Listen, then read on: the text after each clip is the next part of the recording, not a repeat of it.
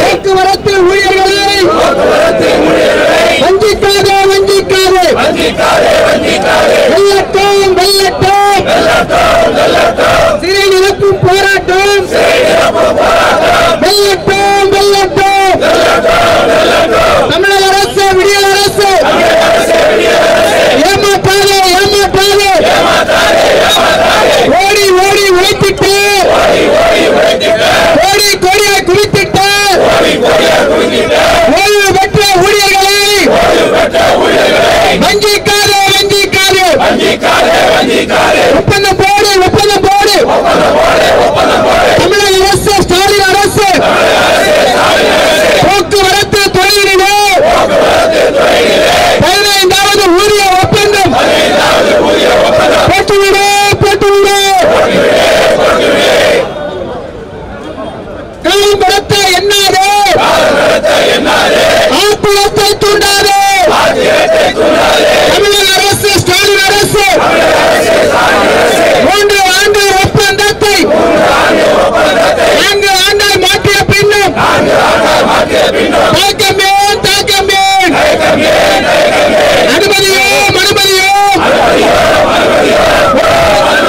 தமிழக அரசு, ஸ்டாலின் அரசு படிக்கமத்து போக்குவரத்து துறையிலே காலியான பணியிடங்களுக்கு எம்ப்ளாய்மென்ட் மூலமாக படிக்கமத்து திரும்ப பெறு. கான்ட்ராக்ட் முறையை திரும்ப பெறு. தமிழக அரசு, விடியல் அரசு சமூக நீதி என்று சொல்லு. ஆட்சி செய்யும் ஸ்டாலின் அரசு கான்ட்ராக்ட் முறையிலே சமூக நீதி எங்கே? பதில் சொல்லு. கேவலமாக செயல்பட்டுவிட்டு ஓய்வு பெற்ற ஊழியர்களை இன்றைக்கு நெருக்கடியிலே ஆளாகி இருக்கின்றது. ஓய்வு பெற்று 2 ஆண்டுகள் ஆன பிறகும் கூட நம்முடைய பணப்பலன்கள் கிடைக்கவில்லை. ஓய்வு பெற்ற ஊழியர்களுக்கு 9 ஆண்டுகளாக அகவிலைப்படி உயர்வு கிடைக்கவில்லை. மறுபுறத்திலே வாரிசு வேலை மறுக்கப்படுகிறது. நம்முடைய ஊதிய ஒப்பந்தத்தை 3 ஆண்டை 4 ஆண்டாக மாற்றினார்கள். இப்பொழுது 5 ஆண்டை தாண்டியும் அரசாங்கம் பேச மறுக்கின்றது. எனவே அரசாங்கத்தினுடைய இப்படிப்பட்ட நடவடிக்கைகளை கண்டித்து இன்றைக்கு நாம் தமிழகம் முழுவதும் இந்த சிறை நிரப்பு போராட்டத்தை 24 மையங்களிலே நடத்தி கொண்டிருக்கின்றோம். போராட்டத்திலே பங்கெடுத்த தோழர்களுக்கு சம்மேளனத்தின் சார்பாக வாழ்த்துக்களை தெரிவித்துக் கொண்டு, நம்முடைய போராட்டம் தொழிலாளி சம்பந்தப்பட்ட போராட்டம் அல்ல, ஒட்டுமொத்த தமிழக மக்களுடைய நலன் சம்பந்தப்பட்ட போராட்டம். எனவே பேராதரவு தர வேண்டும் என்று கூறி இந்த மறியலை துவக்கி வைக்கின்றேன். மறியல் போர் தமிழகம் தழுவிய மறியல் போர் போராட்டம்.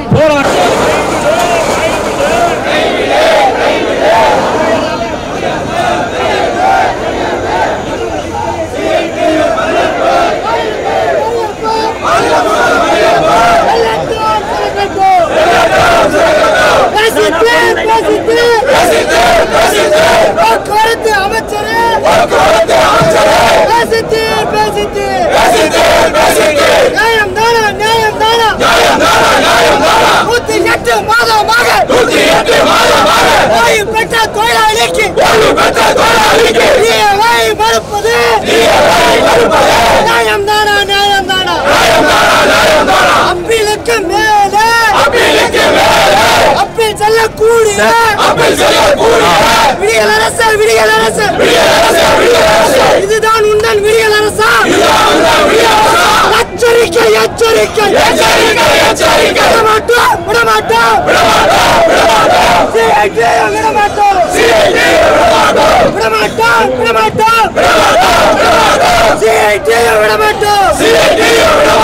போராட்டம் இது போராட்டம். மாநிலம் முழுவதும் போராட்டம். போக்குவரத்து தொழிலாளி ஓய்வு பெற்றோர் நலனுக்காக, பணியில் உள்ளோர் நலனுக்காக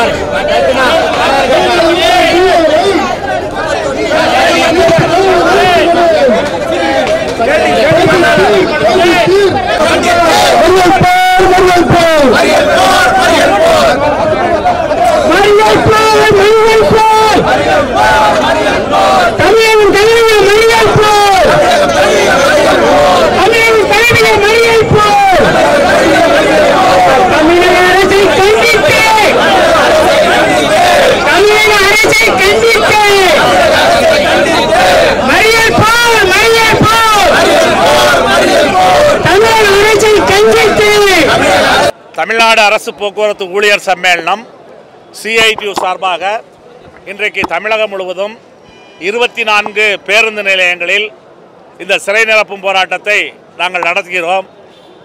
தமிழக அரசு போக்குவரத்து கழகங்கள் ஒரு மிகப்பெரிய சேவைத்துறை நிறுவனம். தினமும் 2 கோடி பேர் இந்த போக்குவரத்து கழகங்களிலே பணிபுரிகின்றனர். ஒரு 10,000க்கும் மேற்பட்ட வழித்தடங்களில் இது நஷ்டம் வரும் என்று தெரிந்தே போக்குவரத்து கழகங்கள் பேருந்துகளை இயக்குகின்றன. முழுக்க முழுக்க சேவை நோக்கம்தான். இப்போ இந்த சேவை நோக்கத்தோடு போக்குவரத்து கழகங்கள் பேருந்துகளை இயக்குவதால் அதனால் ஏற்படக்கூடிய இழப்பை அரசாங்கம் போக்குவரத்து கழகங்களுக்கு வழங்குவதில்லை.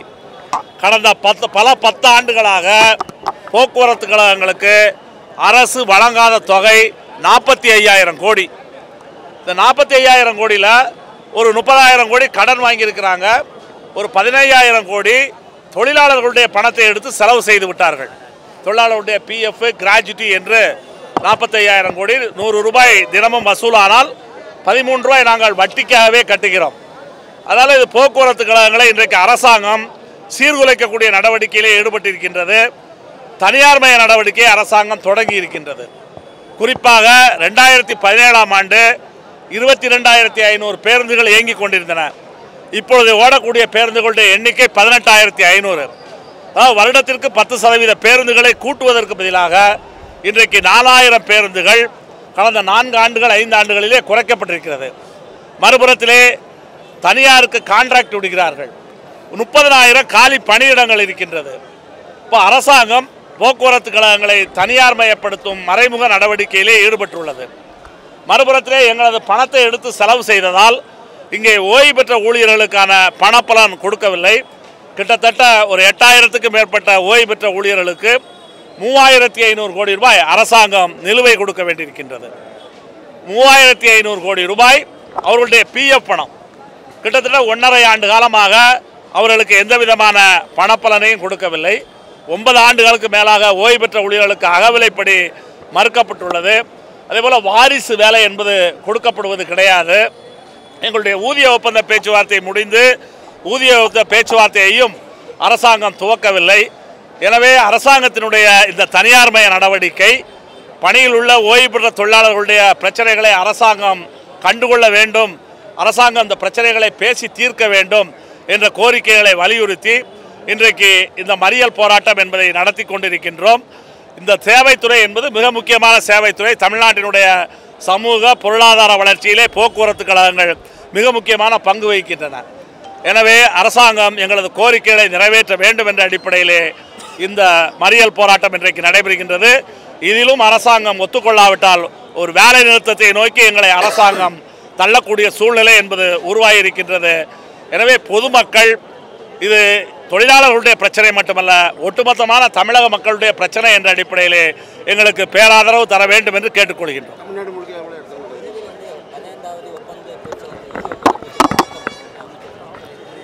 அமைச்சர் நிறைய சொல்லிக்கிட்டே இருக்கிறாரு. அவர் ஆளே நியமனம் பண்றதில்ல, ஆனால் போகிற இடத்தில் நாங்கள் ஆட்கள் நியமனம் பண்ணுவதாக சொல்கிறார். தனியார் மயப்படுத்துவதாக நடவடிக்கைகளை எடுத்துக்கொண்டு தனியார் மயம் இல்லை என்று சொல்கின்றார். அமைச்சருடைய சொல்லுக்கும் செயலுக்கும் மிகப்பெரிய வேறுபாடு இருக்கிறது. இந்த அரசாங்கம் சொன்ன வாக்குறுதி எதையுமே நிறைவேற்றவில்லை. 4 ஆண்டுகள் ஆகிவிட்டது. 4 ஆண்டுகளிலே இந்த அரசாங்கம் சொன்ன வாக்குறுதியை நிறைவேற்றவில்லை. ஏற்கனவே 2018ஆம் ஆண்டு எடப்பாடி ஆட்சி இருக்கும் பொழுது போக்குவரத்து கழகங்களை சீரமைக்க வேண்டும் என்று இன்றைய முதலமைச்சர் ஸ்டாலின் அவர்கள் ஒரு பெரிய பட்டியலை கொண்டு போய் கொடுத்தார். நாங்கள் இப்போ நடத்துகிற போராட்டம் எங்களுடைய கோரிக்கையாக அல்ல, திமுக எதிர்கட்சியாக இருக்கும்போது என்ன சொல்லுச்சோ அதை செய்யணுங்கிறது தான் எங்களுடைய முக்கியமான கோரிக்கை. இல்லை, நாங்கள் கூடிய விரைவில் அனைத்து சங்க கூட்டம் நடைபெற இருக்கின்றது. அந்த கூட்டத்திலே முடிவு செய்து வேலை நிறுத்தத்திற்கான ஏற்பாடுகளை செய்வோம். இது தமிழ்நாடு முழுக்க நடக்குதுங்களா? ஆமாம், 24 இடங்களில் தமிழகம் முழுவதும் இன்றைக்கு இந்த மறியல் போராட்டம் என்பது நடக்கின்றது. கே. ஆறுமுகனார், பொதுச் செயலாளர், தமிழ்நாடு அரசு போக்குவரத்து ஊழியர் சம்மேளனம், CITU.